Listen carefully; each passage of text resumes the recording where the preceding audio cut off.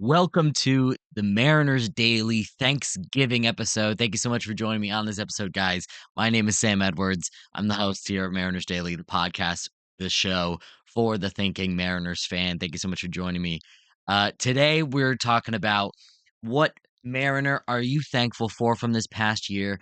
Who's a free agent that you would be thankful to sign realistically? Let's keep it realistic. I wanted to go unrealistic, but I had to pull myself back down to earth a little bit. Then we're going to have an uncomfortable conversation, as every great Thanksgiving celebration has. And then we're going to finish off with dessert. So let's get into it. A Mariners player I am thankful for. Yeah, I didn't want to go with too many obvious picks. And maybe when I say this guy, you'll say, Sam, that's a freaking obvious pick. What are you talking about? I'm going with Jorge Polanco. I know he's not currently a Mariners player, but this past season and what he did for this team and the position he put our team in was just so huge and so freaking valuable. This past year was over 500 plate appearances for Polanco, a career year for him, 26 home runs, lowered the K percentage dramatically to a 15.6%. He hit 265 with a 326 on base and a 495 slugging. The power was a huge story here. He had a 132 runs created plus. Jorge Polanco had a 132 runs created plus, 2.6 WAR on the season despite very poor defense. Just absolutely insane. What a fantastic year he had, and I'm so thankful for it. But with Jorge Polanco this past season, what really comes to mind are his playoff moments. The 2 home runs versus Tarek Skubal. Absolutely insane, amazing. Skubal being the pitcher that he is and the day he was having that day, I mean, just absolutely insane. 2 home runs off Tarek Skubal in a playoff game is just crazy, dude. It's absolutely insane. His walk-off single in game 5 to take us to the ALCS. Oh my goodness. I mean, we were due, and it just felt like, "Oh, finally," but of course it was Jorge Polanco, man. Of course he came through in the biggest moment that we needed him. And then his go-ahead 3-run homer in game 2 versus the Blue Jays in the ALCS was absolutely electric. Obviously, J-Rod starts that game off with the 3-run bomb. Fantastic. And then the Blue Jays claw their way back, and Polanco puts the game out of reach. And he was such a key player for us. Cannot be understated. The season he had being just one of the best role players out there. And I say role players because the defense was still not very good. But 132 runs created plus, that is a stud right there. That's an all-star. 32% better than the average hitter. That's a stud. And Polanco really came through this season, and he's a big reason why we got to the dance, why we got to the ALCS in the first place. Literally with his walk-off single, but also, over the full season. I mean, just the support that he added to this lineup was so huge, and I would love to bring him back. That would be great. I don't know if we have the money for it. I don't know if there's the perfect player out there that we're hoping is going to fill the offensive hole that he is leaving and the defensive hole that we still have on this team. I don't know if that player exists, and even if he does, I don't know if we could go get him. So we might have to settle for somebody else. But that someone else could be still a decent player, and it's actually a free agent that I would be thankful to sign. He's a guy that I covered, a while ago, probably about a month ago at this point, maybe a little bit, less than that.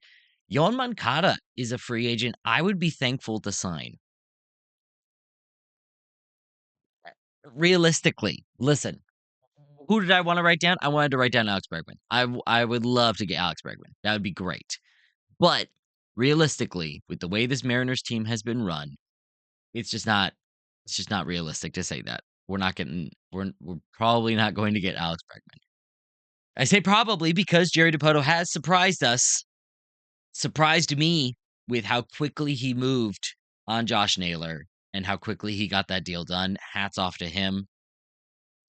But I think that also means because we're keeping Josh Naylor, I think we need to I mean, honestly, the player we need to replace in Polanco is is a very good player, but it's a little bit easier if we're just gonna replace him offensively, and Yohan Moncada does that, and I think he could do that. I think he might be on his way up a little bit.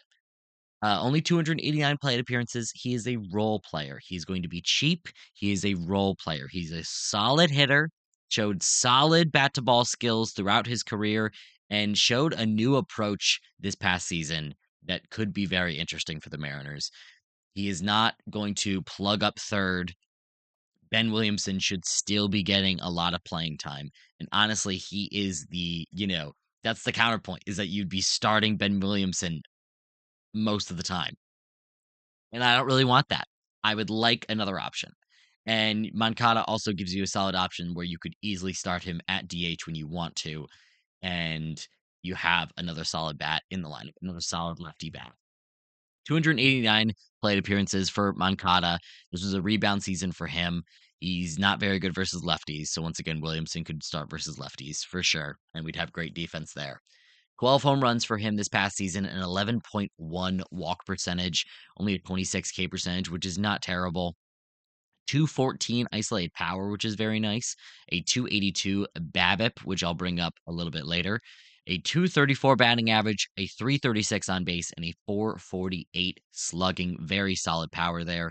339 WOBA, a slightly lower 323 expected WOBA. 117 runs created plus, so not as good as Polanco there, at least this past season, but I do think he could improve going forward.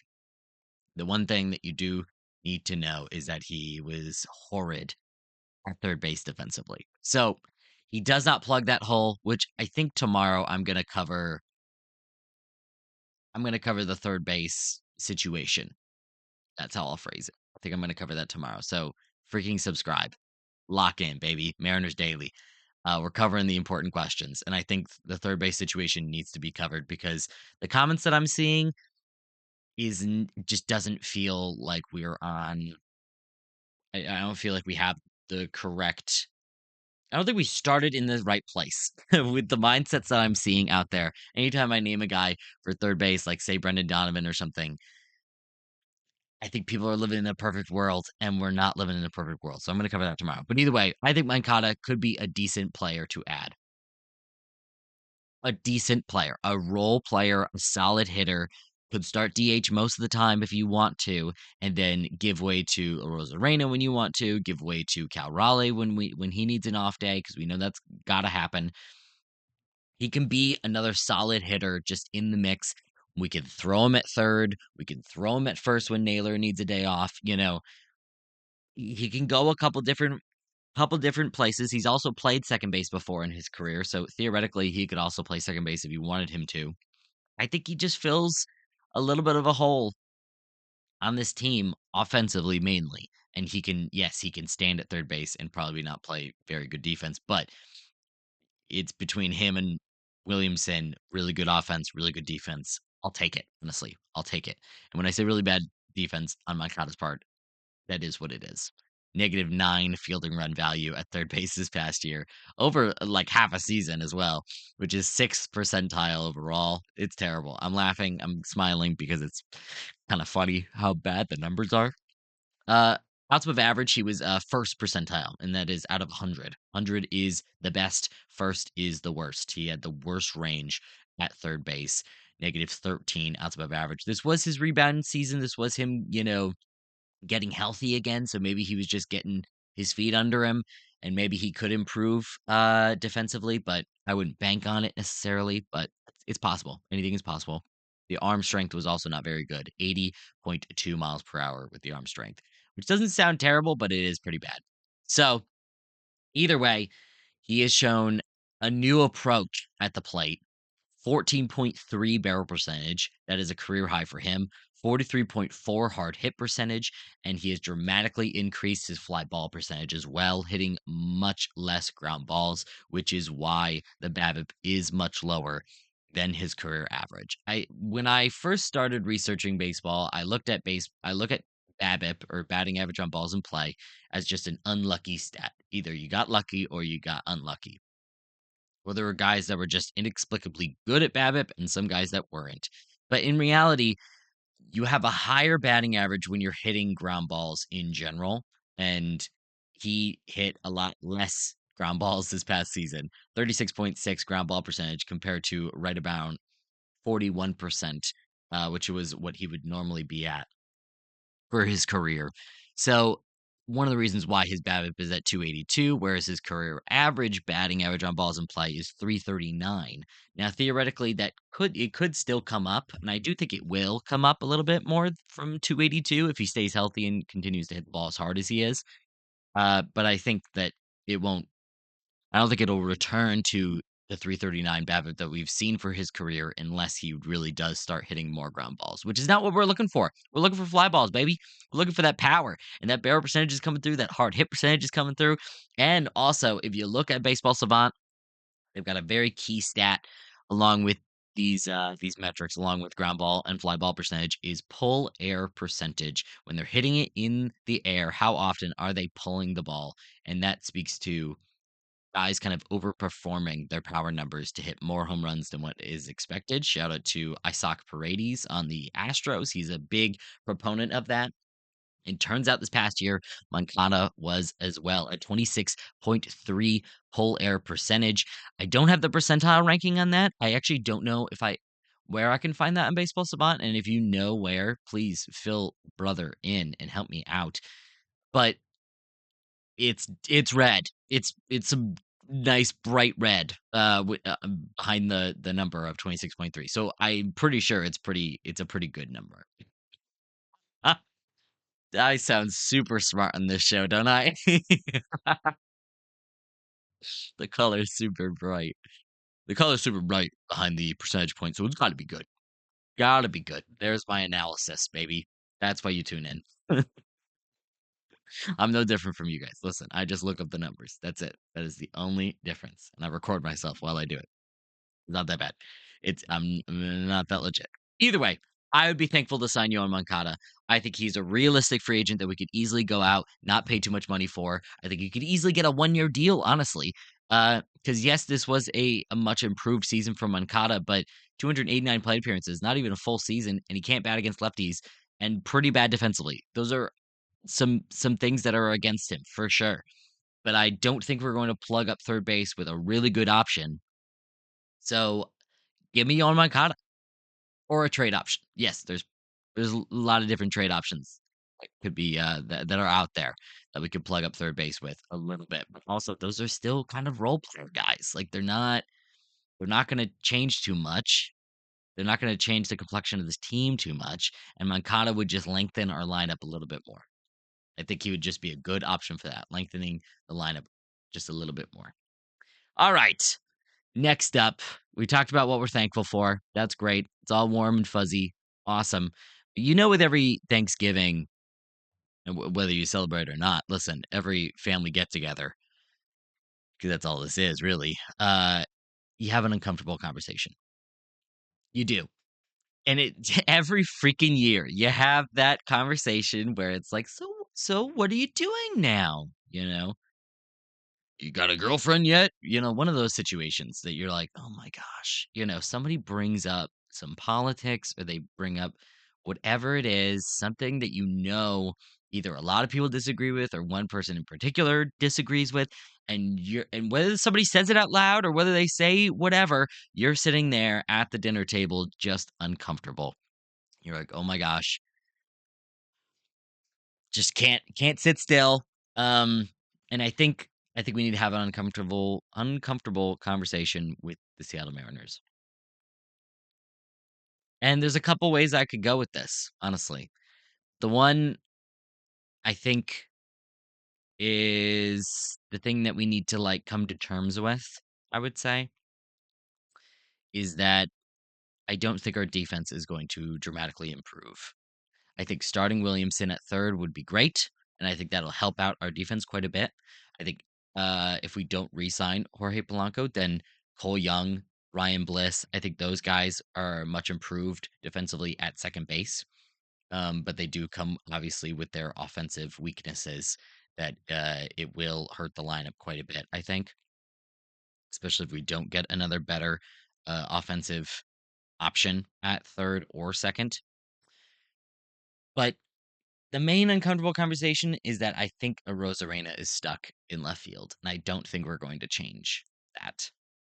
I think he's too good of a hitter that the Mariners don't feel comfortable moving him, which I get. He did have a very good season offensively this past year. It's just not great watching him in left field. And then I think right field is also pretty much set in stone. I think Robles, Canzone, and Rayleigh are the guys in right field. Meaning that I don't know how great the defense is going to be. Obviously, we have to see Robles fully healthy before we can really make a decision on him. He is shown to be a good defenseman throughout his career. Didn't show it in his very limited time this past season, besides that amazing catch versus the freaking Houston Astros. Amazing. Amazing moment. One of my favorite moments from this past season. But yeah, I don't know how good he's going to be because he did not rank very well defensively. And Canzone and Rayleigh, I got to see it. And they're not great defensively either. I got to see it offensively, though. They both got to prove something to me.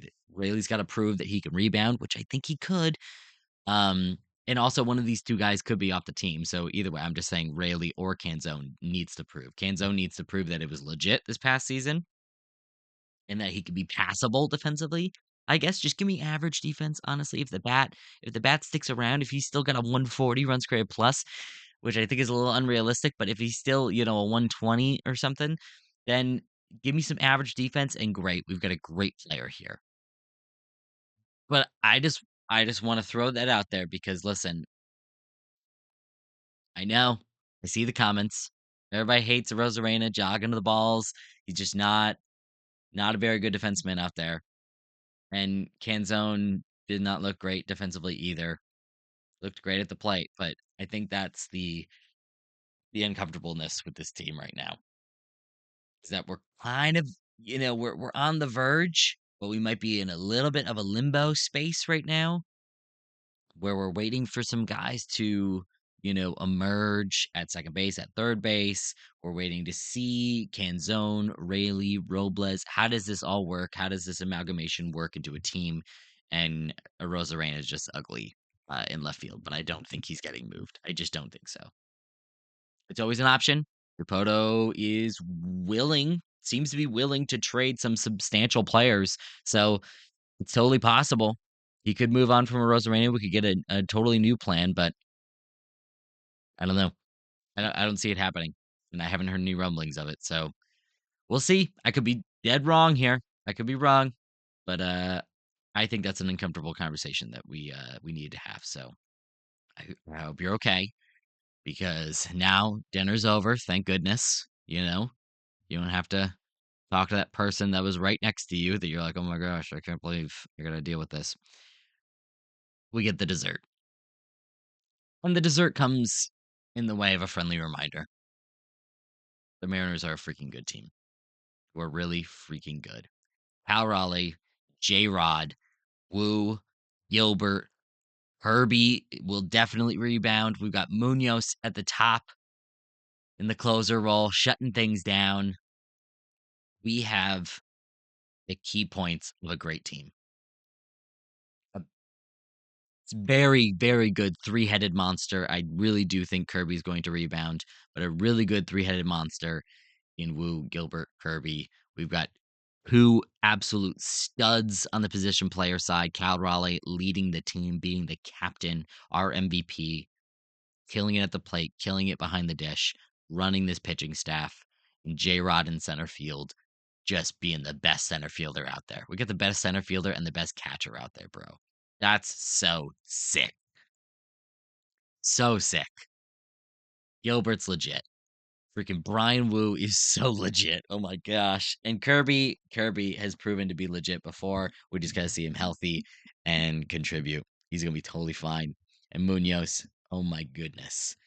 So freaking good. Just absolute shutdown there in the closer role. And then also, we have a freaking top 3 farm system in baseball.